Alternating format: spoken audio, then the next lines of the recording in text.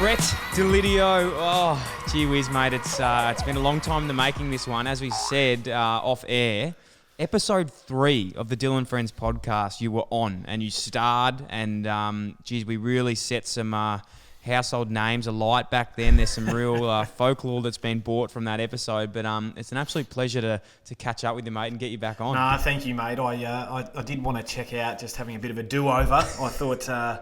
it was obviously one of your first goes, and it was one of my first podcasts as well, mate. So I was a bit nervous, and I had a real expectation on my shoulders to be funny. And that's your strong suit, not usually mine. But mate, rapt to be back on it, and really keen just to chew the fat for the next short while. I'm a bit nervous because I know from chatting since then, you're the 61st episode now, so. There's been a few episodes since, but I know that you weren't happy with a few things that were said on that show, and I know that it's changed the course of your life to this day. It's not you, it's everyone else that listens to your show, mate, and there's so many of them. When I first jumped on, I didn't realise how big you were going to get. You're going global, and mate, I've got people coming up to me in the supermarket when I'm scanning items saying, mate, remember when Dill Buckley took you to the square? And it's just like, jog on, pal, I don't need that from you. Oh, well, they're not lying because we have some very good fans here. But, mate, let's just hit that on the head now because, look, we said we weren't going to bring it up. We're going to bring it up because people have actually messaged me being, mate, they say, Dill, if you bring up the time you took Brett Deledio to the square one more time, I'm going to tune you out of the podcast. So I think let's just put it to bed today.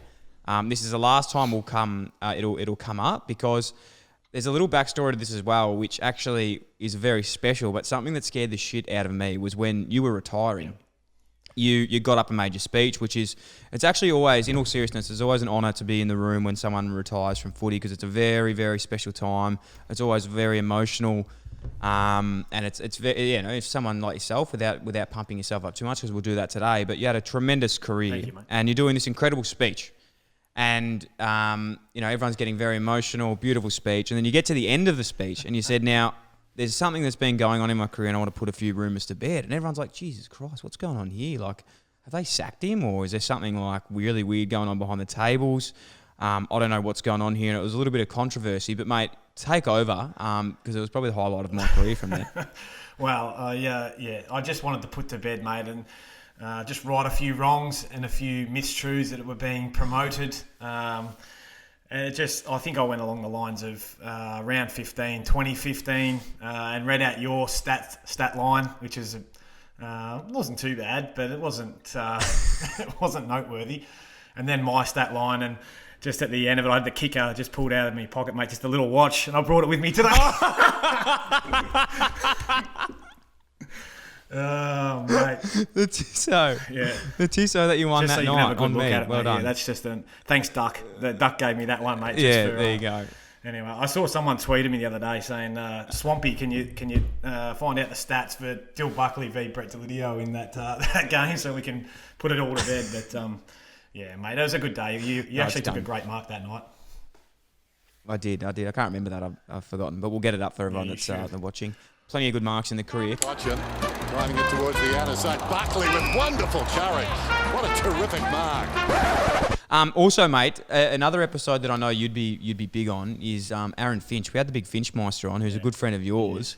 And if anyone who hasn't listened to that episode, I asked Finchy, because he played a lot of cricket with yourself and Mark Murphy, obviously knows a lot of players that have played cricket and gone on to play AFL. I said to him, Finchy, my man, best player that has gone on to play AFL and that could get a game for Australia out of Mark Murphy and yourself were the two there. I said, who's the best you've seen?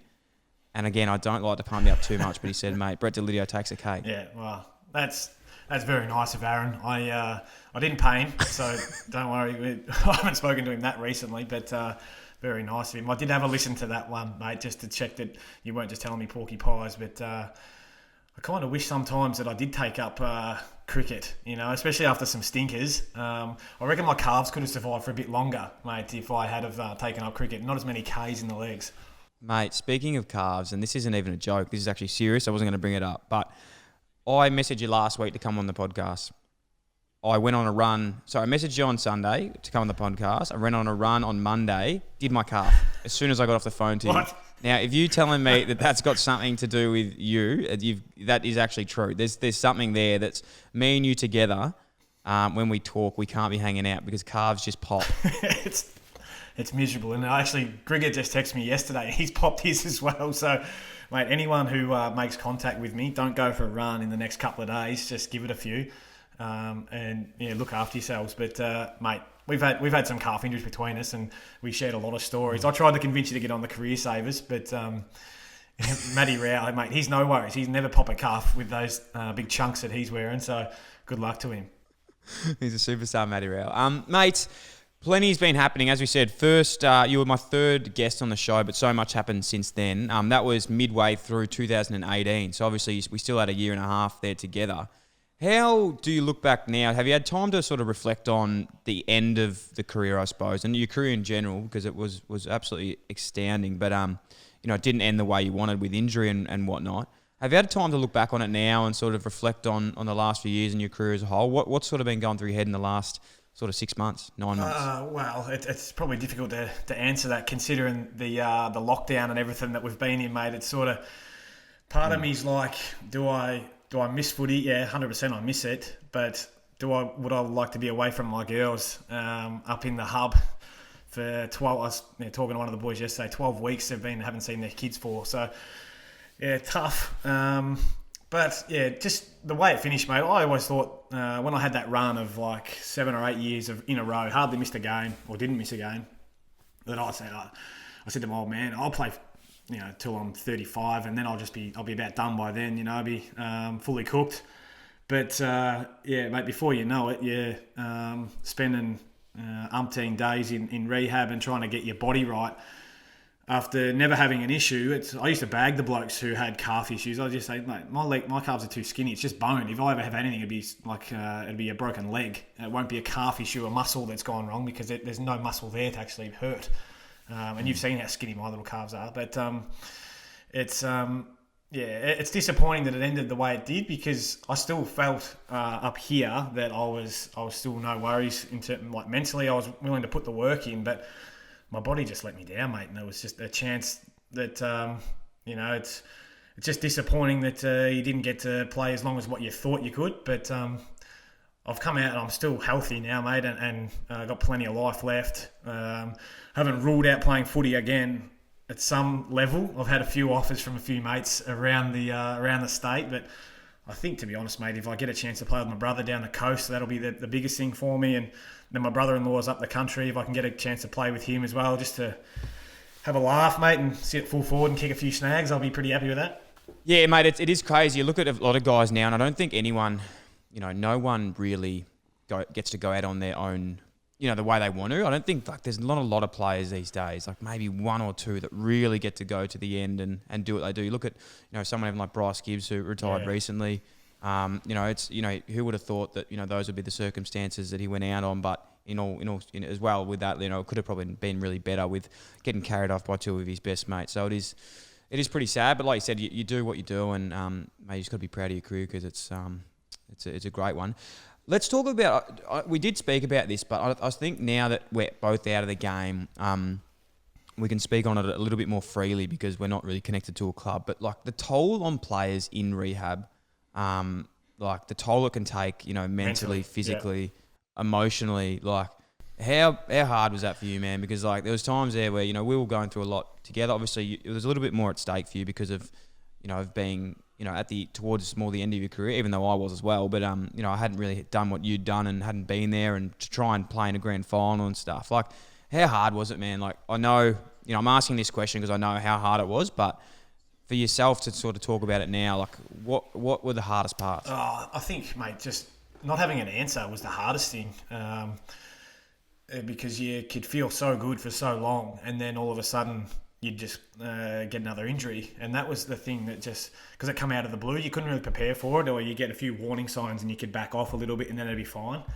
It was just like, if you backed off, you'd almost increase your risk in terms of getting an injury. So like I went with the approach of, right, I've got to keep going through this to, just to try and get some continuity. And I probably to the point where I pushed even when I was sore, and I knew I'd already strained it, but I just kept going, and that's what even happened in that final. Like, I was pushing through probably a little bit of pain in the lead up just to say, well, look, it's going to be sore. Let's just keep going and see how far we can go. Because to be honest, mate, I thought, look, if I can get a game, I wasn't sure how far we go because the Bulldogs were red hot favourites in that last, coming into that final series because they were flying. But we came out and just absolutely smacked them, and I was just blown away. So I was like, I just got to do my part here, get through. And then you probably saw me a bit of a blubbering mess at the end because I knew it was my last chance because, a good calf injury, and when I played on it all game, it was going to take me at least 3 or 4 weeks to get back. But going into that grand final, mate, we trained that last session. And did you train that last session? Yeah, I actually had a calf strain as well, but I knew that I was done, so I was just enjoying it. Yeah. But, mate, we were humming around and just enjoying, like, I said to Leon, I said, mate, I'm actually going really well here. I feel awesome.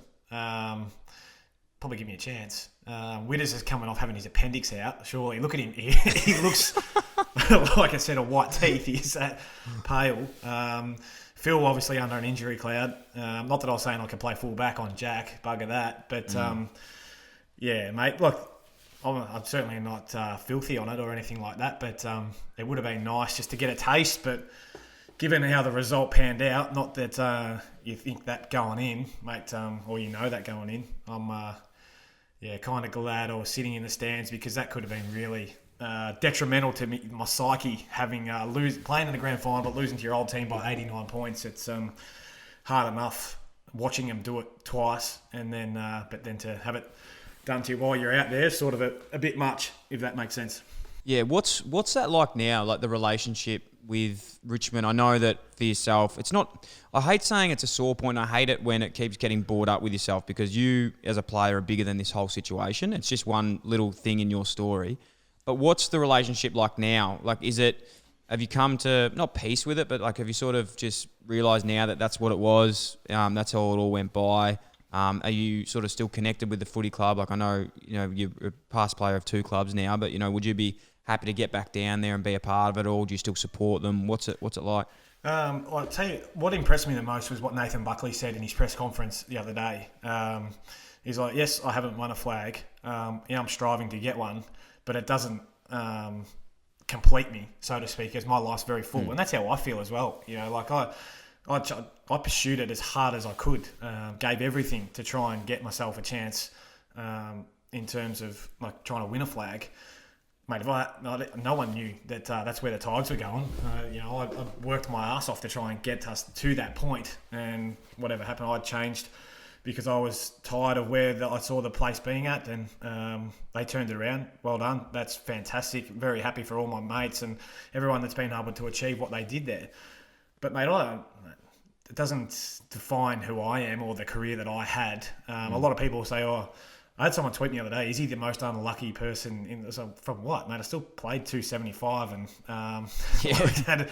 I've got everything that I've got now because of what footy gave to me. And I'm very appreciative of that. A premiership, you have to be so lucky to win one. Like, it takes a lot of hard work, but a lot of luck has to go your way as well. And I tried to load the dice by coming to the Giants because I thought that they were the next best thing at the end of 16. Obviously, they just lost that prelim.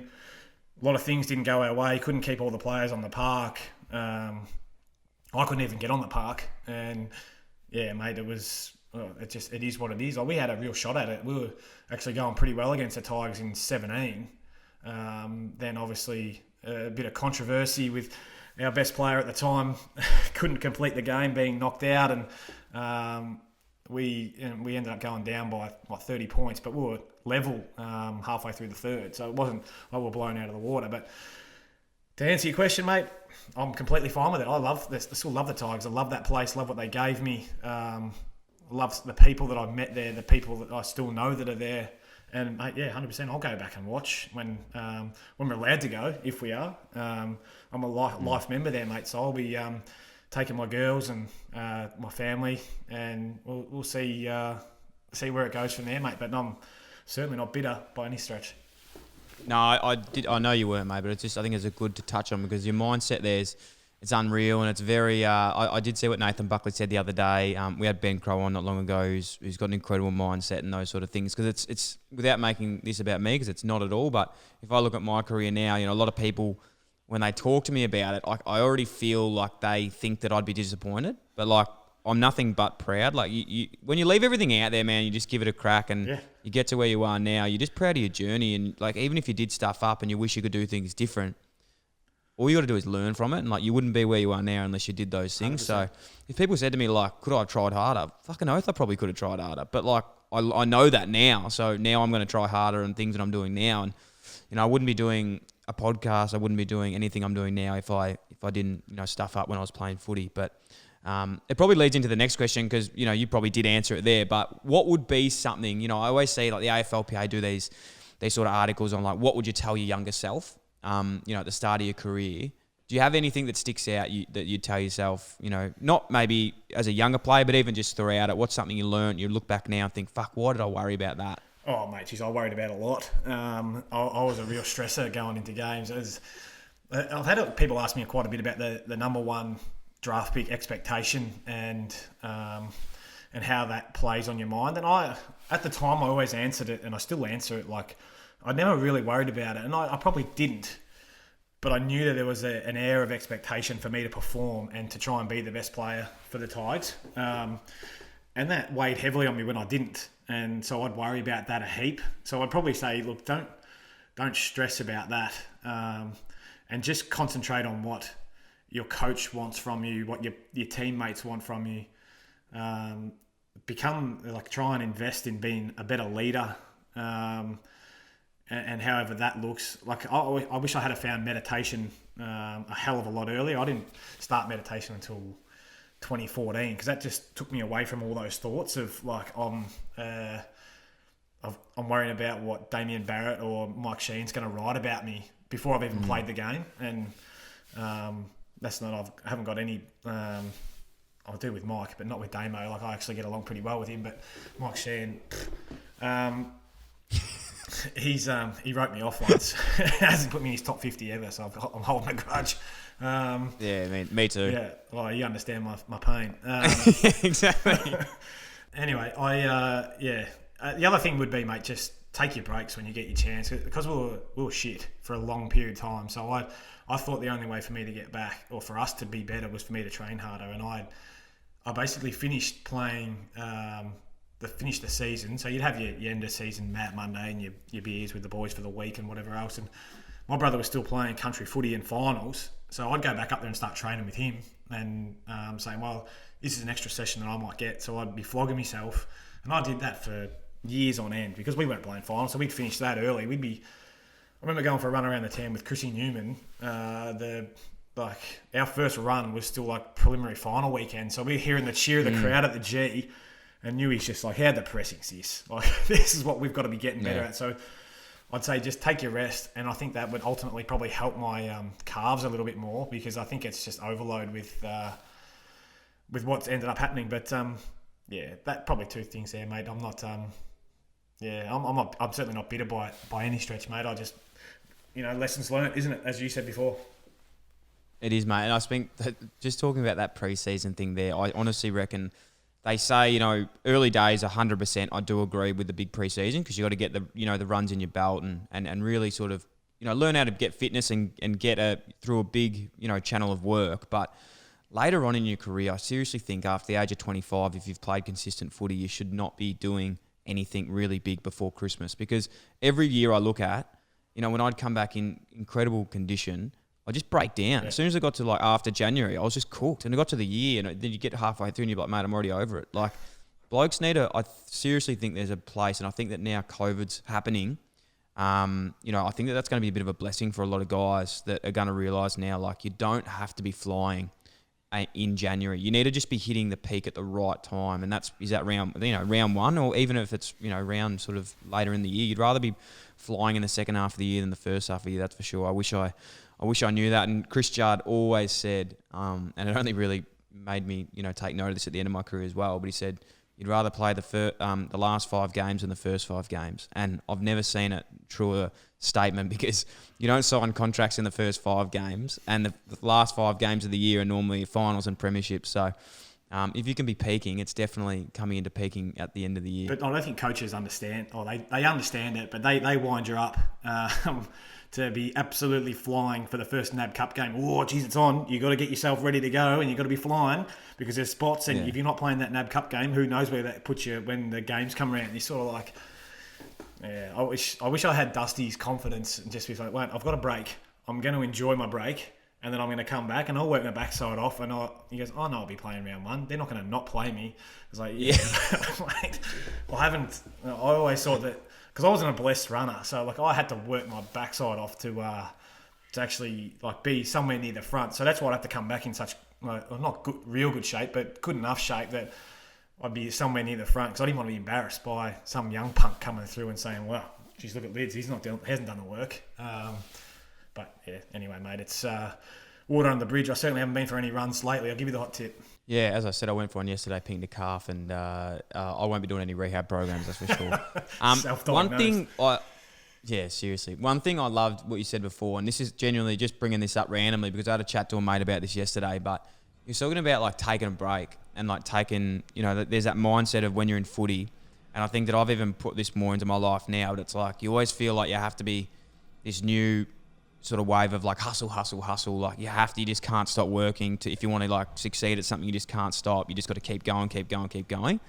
I had a chat with my mate last week, and he's like, mate, like I get in these zones where I just like can't stop doing things. Like I'll be, sending emails at like 10 p.m. and wake up early, try and do something, but then you just crash. And like you have those weeks where you're just like so like cooked that you just can't even move. And I've realised now that I wish I did this in footy was the same thing. Is like, you got to like 100%. You've got to work hard. Like you got to work the hardest you can. But when you've got that good base of work, you actually just need to like take time out to enjoy it. And that's what I did like last week. I like just took the week off. The sun actually came out in Melbourne. Like I was sitting outside and like was just genuinely enjoying it. And I was just like, fuck, this is actually, I'm not saying I don't fucking know anything about life, to be honest. I'm just learning as I go. But I think to think that you can just hustle and never take a break, and that old sort of mindset of like work hard until you can't. Like you've got to have days where you actually just sit back and just enjoy it, smell the roses. For you, man, like hanging out with your missus and your family, that must be a huge thing now, yeah. Oh, mate, it is. And it's one of the things, the small things that I really enjoy is, and if you follow me on Instagram, my fire pits, mate, that's like a Saturday or Sunday session. Like, it is to me. And I'm on my Pat Malone at the moment. Like, it's just, the girls come out for one roasted marshmallow and then they're gone. They're like, Dad, no, I'm not going to watch the fire with you, Dad. That's pretty boring. Like, what else? But mate, that is smelling the roses. Like sitting out there having a couple of beers by myself, and because of the situation we're in, like you're probably forced into that. But you're right, mate. I used to find in pre-season, I'd take a crew of boys up to mum and dad's, and we'd bring everyone we weren't supposed to, but we'd have dirt bikes, and there's like a crew of 8 of us. We'd all take the dirt bikes up there and ride all day Saturday. Back to mum and dad's by about 5 or 6 o'clock, and then just drink beers until the pub closed in Kai. Knew it never going to be in trouble because you know everyone up there. But then, up first thing Sunday, back to Melbourne, and then into training. It just broke up pre-season training so well. And that was our little release. But I just, like, things are so precious now. And everyone's got a camera on them these days, so you get caught doing that sort of stuff, you're in so much trouble. But you've got to have something. For the young boys coming through now, it's just like, you can't be just footy, mate, or you'll end up hating it. And I went through stages where I didn't really like it. Like, it was just, it became a real job and something you just have to grind through. And I don't think it should be that. But in the same sense, if you want to be good at it, you've got to put a lot of work into it. So, you just got to find that balance, don't you? And that's what everyone talks about now. Oh, mate, 100%. And that's actually something that I was going to ask about later, because it sort of hit me this week. And you talk about having beers by yourself, but I've been doing that a lot lately, and it's been a healthy relationship. Just, when you just sit back and have a few and just think about things. And like, I know a message that I always talk about, because it helped me, was like having a balance when I was at the Giants. Like, I'd always be like doing other things and working and sort of doing things outside the club, because it really helped me mentally to like escape from footy. And I was thinking about that, and I always sort of say, like, you got to have something outside of footy to, all my guys that play, and if I'm trying to help them out, they ask for advice. But I also look at that now, and I think, well, I think that some guys are so good at footy because they don't have anything else outside of footy, and like they just channel all their energy into something. Like, I'm not going to tell Dustin Martin or Patrick Dangerfield to go get a part-time job, because realistically, they're probably are the best players in the competition because they don't have that balance. Like, they are just 100% into it. Now, that's not saying they don't need a release, but I think that I've probably just been talking about the wrong thing, realistically. Thinking for me, I was saying that because I was looking at a play, transitioning outside of footy. But I actually think, and I was actually going to ask you about this. Yep. Looking at your career now, you were one of the best players in the comp, right, at a certain stage. Do you think that if you were actually doing a part-time job while you're doing that, would you have been the best player in the comp? Like, I don't know. Yeah, no, I had a theory on this, and it's since changed since I've finished. I've always been of the theory that if you're going worse at footy, don't do less footy. If you're out of form, don't think that escaping and going away is going to make you any better. You need to put more time into your ground ball, like just extra touch, do an extra training session. But then when you do leave the club, leave. Don't be sitting there thinking, I'm going away from the club, but I'm going to go to another gym and do a sauna and because that can become really taxing mentally. What I wish I did do is study more, because you have so much downtime, and when I came out of footy, I was really stressed about where I knew I wanted to go into coaching. I thought that was where I was best prepped to go into. Obviously played for a long time and knew a lot about footy, and I love to help young kids to try and help develop them. But in terms of qualifications in that sense, I've done my level 2 and I've finished the next coach course. But in terms of qualifications, like having a teacher's dip ed, mate, I wish I had done that and just ticked that off, because even if footy had failed and coaching failed, I could always go back and become a teacher. So that was one thing that I wish I had done. Or, I know a friend of ours, Tobes, is doing, he's studying, is he doing marketing or something like that? Yeah, something like that. I'm not sure. I think he's doing a business degree, but he like just ticking away at it, and I know Phil was the same, mate. He just loves to tick away at that sort of stuff. Dave Ashbury, who I used to play with at the Tigers, exactly the same. Dill Grimes was trying to become a pilot, now running his own winery. And that's something that he loves, just away. He goes and sits on the tractor the day of the game just because it takes his mind away from where he's going to play. But to get back to your point, yeah, look, I wish I had just chipped away at it. But I 100% still think that if I didn't just focus completely on footy, then I wouldn't have been the player that I was, training and playing wise. I was a footy head, mate. I loved it and wanted to get absolutely everything out of it for as long as I could until I got told to retire. Mate, when we had on the show last time, you were still on the list. We're both on the list, so we couldn't talk too much about other funny things that may have happened in our life. Now, this isn't a setup. I don't have anything here, but I was wondering if there's anything you want to come clean on now. That you're a retired superstar. You can say what you like. Is there any funny stories? I know you've got some big sprays from your Richmond days that I'd love to hear about. But anything else that's maybe happened that you could throw some boys under the bus? Funny stories about your Richmond days, early days. Did you get some sprays? Zach Dawson sort of sprays. He went to the beach at 6 a.m. Anything like that? Well, I never caused the group to go to any like early risers or anything like that. The group was never punished because of me stuffing up. So I got a very good bit of advice from Dad when I got drafted. He said, don't do anything that'll embarrass your mother. And I lived by that throughout my whole career. So I was never going to be caught in an alleyway, doing the wrong thing or intoxicated and locked up or anything like that, which is all too common these days. But any kebabs? No kebabs and no strip joints, mate. I was a bit smarter than that. But mate, I've had a few different, like a couple of good sprays. Plough gave me, well, I don't know whether you remember the record score that was kicked against us at half time, Geelong v Richmond. It was the start of the Geelong era. Anyway, we playing. That was when Cameron Ling took you to the square. He did, literally. There was one time I got taken to the square. So we're... Twice. Yeah, well, once. We were down by 20 goals to 2 or something at half time. I think it was something like that, something ridiculous. Down by 120 points or something. And I've come off in the third quarter. Not come off, I've been dragged. Back in the days when you got dragged, there wasn't rotations anymore. It was just like, right, I get on the phone. Yeah, mate, what do you got for me? He goes, this is Plough. Just sit there, mate. I can't hide you anywhere, so just sit on the bench. I was just, fucking hell. Just sit there, mate. I was just like, I was sort of watching anyone come back on. Am I a chance here? No. All right, I'll just keep sitting. I eventually got back on, but geez, that was deflating. Same venue, a couple of years later, or about 8 years later, got tagged by a young kid from North Melbourne, Hine, I think his last name was. He did a pretty good job on me. I didn't have my best game, but I certainly wasn't the worst out there. But I wore a long sleeve at Etihad. It was raining outside. And Dimmer's given it after the game because we lost. He's like, and if you ever wear that fucking long sleeve again, you will not play for this footy club. And I was just like, poor old long sleeve, mate. Like, what's it done? And a player has never worn a long sleeve again for Richmond since. Like, they're all petrified.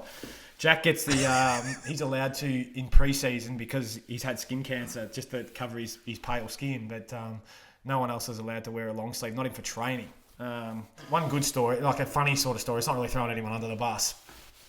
We played St Kilda, and this is talking about Cogs. I actually spoke to Cogs about being dropped earlier this week, and I said, mate, it nearly happened to me back in 2009.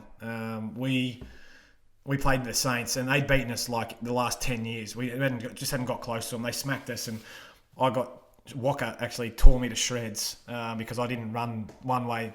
Me and Jason Graham were at a contest, and he went that way, I went that way. They won it. So he's gone down, and Wayne just tore me shreds off me. But Jade Rawlings was our caretaker coach, and he's like, St Kilda have taken a baseball bat, lubed it up, and jammed it up our ass for the last 10 years.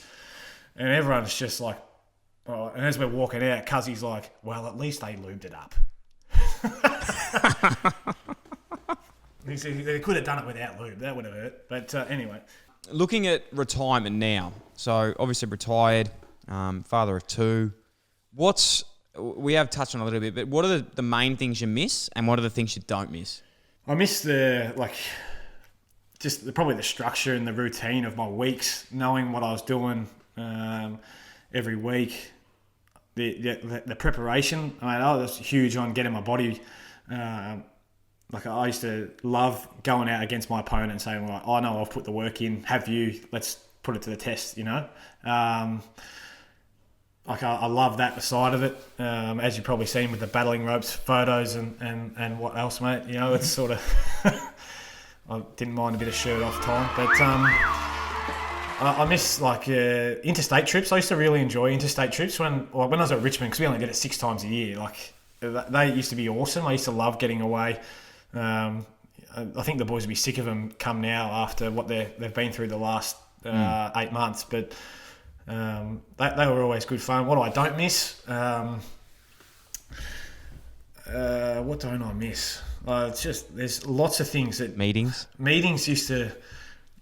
Yeah, senseless meetings about meetings. Yeah, senseless meetings, like opposition analysis meetings used to really shit me, because I'd be like, it was the worst. All right, boys, we're playing on Dustin Martin this week. What's he going to try and do? Be good. We all know what he's going to do, mate. It's just, and we're not going to be able to stop it either. So what do you want to what are we doing here? I used to have this question to our Oppo analysis guy at Richmond. Is like, mate, we can't get our own shit sorted, yet we're concentrating on what the other clubs can. I was like, let's just do us for the week and see whether we can get that right, and we'll see how that goes. But different club at Richmond, it was because you're in Melbourne, you're in the bubble. People know, they watch footy and whatever else. At the Giants, it was a bit more separated, and the boys are a little bit more free with how much study they do on players. I think Brent Montgomery put up a photo of Julian Wilson in the Gold Coast Suns team lineup and said, "Boys, who's that bloke?" And they're like, "Oh, geez, I don't know." And it's like, "It's Julian Wilson. He's a pro surfer. Yeah, he's on the world tour." Oh, good stuff. Yeah, well done, boys. Yeah, I know what you mean, mate. I know what you mean. It's funny, isn't it, walking back now, and you look back at meetings and think, "Geez, why was I worrying about that 12 months ago? I wish it was a problem now." But yes, as we said, it did come to an end, and the transition was somewhat smooth. I say, you said before, you weren't totally prepared in knowing what you wanted to do, and you wanted to get into coaching, but you did land a role with Hawks and with Box Hill. Obviously, COVID hit and threw that into a bit of a whirlwind. But how was all that looking, and how did it come about early days, I suppose? What was the role going to look like this year? So I was very thankful. I was on the edge of my seat, mate, for quite a while there, still living in Sydney at the time, trying to work out what we're going to do and where we're going to go. And endless phone calls to different footy bosses and head coaches, just to see what was available and whether I could get a shot at an interview or just to chew the fat, really, to say, well, this is what I'd love to do. I got a real passion for it. Anyway, the Hawks gave me a chance. Came down for an interview with them. Stressful. I'd never really put together a resume before and have to talk purely about myself and what I could bring and whatever else. But it went well enough that they offered me a job, mate, which was really good. So part-time development and also stoppage coach for Box Hill Hawks, but a playing coach. So I wasn't 100% convinced on the playing side of things because I thought I had checked out a little bit. But I knew that it was a pathway, just to try and get me that, as a senior development coach or a senior assistant or something along those lines. But yeah, put in the work, mate, and coached as a stoppage coach at Box Hill for 2 practice games, pretty much, and started to get my head around coding and all that rubbish. But mate, it's hard. Like, it's pretty stressful, the old coaching job. Like, you have to put in the hours if you want to get out of it what you want and for your players. Mate, I was huge on just connecting with the young boys and making them be the best versions of themselves. Anyway, COVID hits and stood down initially with being told that I'd be coming back when the season restarted, but then they had to cut their numbers down to just 25 because they were going to be going interstate, and they said, you stood down for the rest of the year. And then just got the call the other day, 2 weeks ago, I think, saying, mate, there's nothing going forward, which I was planning for from the first time I got stood down. As soon as that happened, I got on the front foot with my manager and just was like, well, the next thing that aligns me with developing young players is player management, because there's no jobs in footy, and the soft cap's coming right down, so they're not going to be employing new people. They'll be just keeping on old people, reduced salaries, whatever. What's the next thing? And my manager, Anthony McConville, who I've been with for 17 years, Max Sports, he's like, mate, would love to have you on board. And just allows me to really have keep going with that passion of developing young players on the field. So I get that coaching element as well. So I'm watching vision with young players and just giving them tips and everything that I've learned over the years to add to their kit bag. But then also off field as well, because you're only in it for a short amount of time. You've got to really make your money work for you. And I've been very blessed with the people that I've met and the things that I've been able to do in that time to make sure that we're not pandemic proof, mate, because no one really is, but we're not living on the poverty line, that's for sure, mate, and we're all healthy, which is good. So, mate, I'm just trying to share that love with all the other boys that I look after and teach them a few things along the way. Yeah, mate, Max Sports, one of the best in the business with the Brett Deledio down there. What are you teaching these young boys, mate? What are the messages you're passing on? And who do you have on your books? Who are you looking after mainly in the AFL at the moment? Well, on our the company's books, we've got our oldest player, Dave Mundy, one of the oldest in the Jeez, he's a superstar. Superstar, mate. And the fact that he's been able to do it from Freo and travel every second week, it's just got me absolutely baffled. But mate, Big Maxi Gawn at Melbourne, Jaron Geary, so a couple of club captains, which is really good. Jakey Carlisle, who's at the Saints as well. Zachy Williams at the Giants. Big Mummy, actually. We look after big Big Dumford, Big Shane. And then we've got a heap of young kids as well coming through. I think we've had 3 or 4 rising stars this year, which is really good. You know, young Will Day down at the Hawks and Connor Butterick up at Gold Coast, Curtis Taylor at North Melbourne. And we've got a couple of kids in the pipeline for this year too, mate. So, look out come draft day, mate. The boys tell me that's one of the most satisfying days when you see the boys realise their dream. And I can only go on what I've gone through, having done it with Macca and knowing what draft day's like. But to try and walk them through it and what to expect and whatnot is the problem is it's a bit different this year, isn't it? Because of everything that's going on. But in years to come, it's going to be back to normal, hopefully. There's something that I always, with management, I wish I did early on, because it's something that I really stuffed up with. And it wasn't even the footy stuff, because I think, like you said, a lot of players, you get messages left, right and centre of on field, but off field, I wish I was set up better with like my financials and had, like a manager that would sort of help me out with that a bit more. And I think that I look back now, and a lot of guys, for people wondering out there, a lot of guys when they get drafted will, get their pay put into, like a bank account, but they only get, deposited X amount a week from their management. I don't know why I didn't do that, and I'm not sure if it was even an option, but I didn't. Yep. And I wish I did, because my first 2 years, I just did not know how to... I went from literally having $10 a week at school to earning a full-time wage. Yeah. It wasn't something crazy, but it's just, like going to an adult's wage when you're 18 years of age, trying to learn how to manage money. I think the first year I saved X amount, and after the second year, I looked at my bank and it was the same amount I had after my first year. So to that day, and I still get sick talking about this, I don't know what I did in that second year to literally have not made $1. Had a good time, probably. A few drink cards at CQ, but I must have been buying the drink cards. I'm not sure what happened with that. I have no idea. They'll come out with a list and he's like, you aren't on the list. He was charging me extra to get in. Give me a couple. No, mate, and that's a big thing. Because when I first started with Macca, I was on, I think it was about $250 a week, I reckon. And Kane Pettifer and Nathan Brown, they used to say, you are the biggest tight ass, mate. I was like, mate, prepaid phones back then that was a big thing. Like, when you're texting, ringing your mum and dad and your family and girls, obviously before Katie, and you're just trying to keep in touch with people, mate. That you chew through that real quick. You can't wait till 7 to call people for free every night. But anyway, they used to give it to me about it. But I put away a lot of money in that first year. I was lucky that I played a lot of games as well. So you sort of, I made what a first rounder now gets in his first contract, pretty much in my first. I think I started on like 60 grand or something like that in your first year. Anyway, by and by, we put that all together for young players now, mate. Similar sort of thing. Put a whole budget together. This is what we allow for putting it. If you can play games, you can put away a certain amount. Have your car sorted.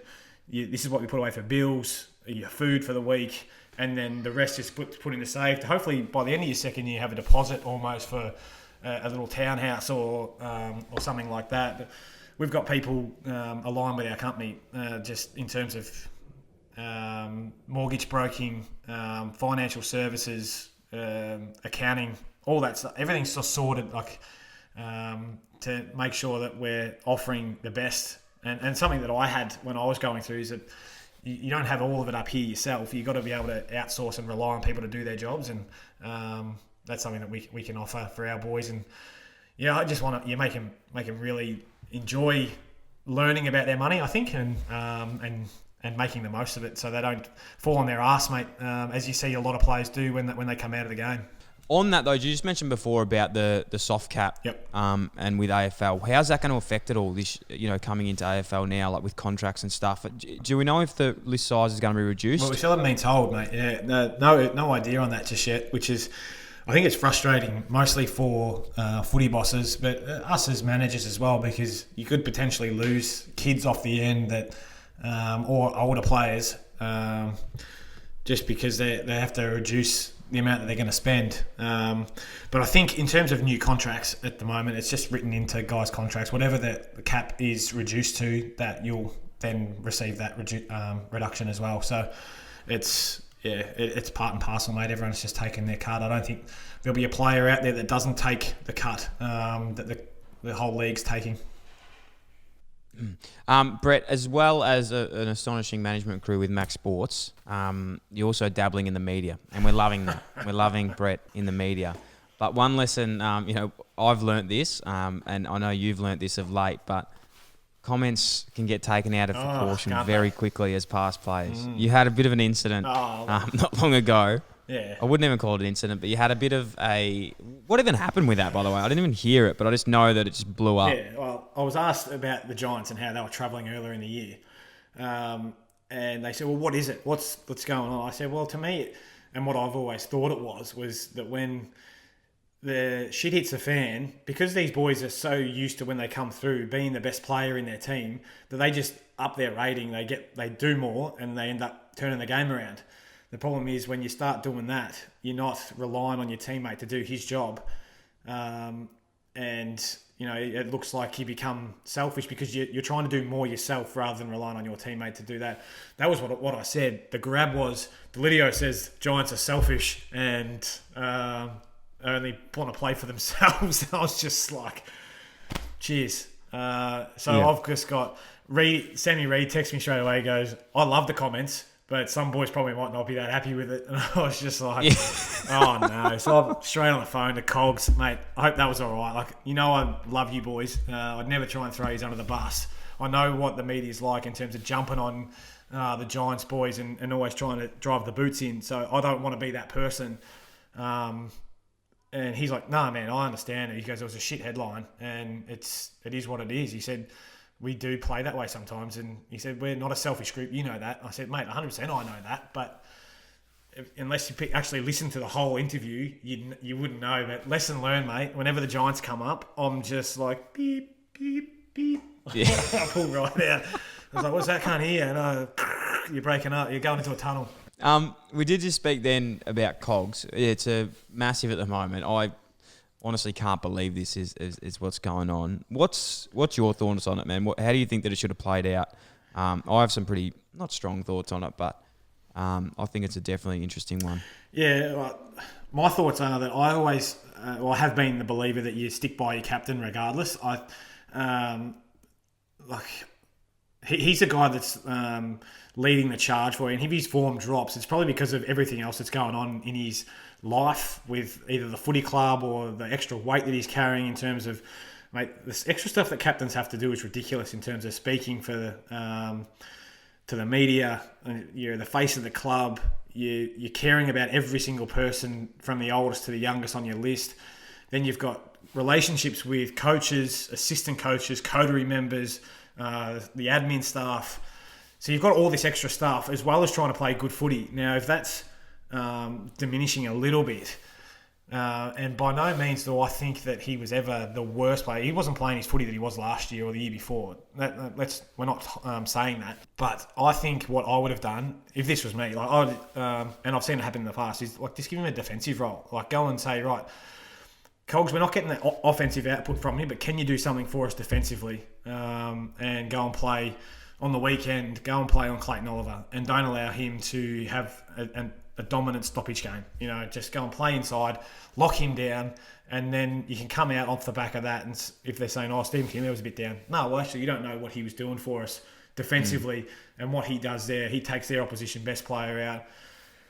But, yeah, because he's been this offensive weapon, I just wonder whether that he just gets ridiculed for that and we don't then get to see him ply his trade, and therefore he gets... I've been in that position where you've been threatened with being dropped and whatever else. I was lucky that I was brought back in late, so I didn't actually go through with it all, but you're just so embarrassed. Your teammates would think, he's our best player. Mate, I didn't have the captaincy. I was just in the leadership group, but they were going to drop me, and I was just... I didn't want to face my teammates and whatever else. I was just...